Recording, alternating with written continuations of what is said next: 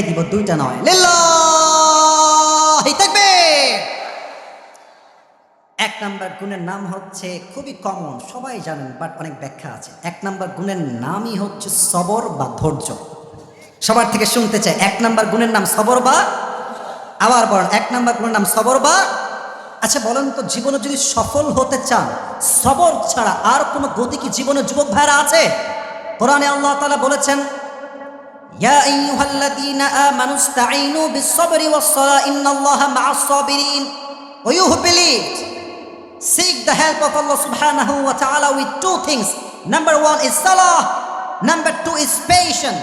যেই বান্দা ধৈর্য এবং নামাজ দিয়ে আল্লাহর কাছে সাহায্য চায়, আল্লাহ তাকে গায়েবী ভাবে সাহায্যের হাত বাড়িয়ে দেয়। সুবহানাল্লাহ। ধৈর্যের ফলাফল কি?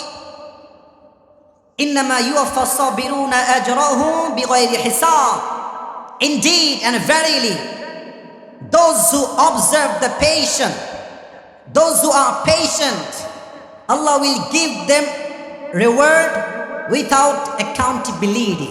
কিয়ামতের দিন কোনো হিসাব ছাড়াই আল্লাহ তাকে বিনা হিসাবে জান্নাতে প্রবেশ করাবে। না, সুবহানাল্লাহ রংপুরের হয় নাই, এটাও রংপুরের সুবহানাল্লাহ হয় নাই। আর একবার কোন সুবহানাল্লাহ। আরে ভাই, একবার সুবহানাল্লাহ পড়বেন, জান্নাতে একটা গাছের মালিক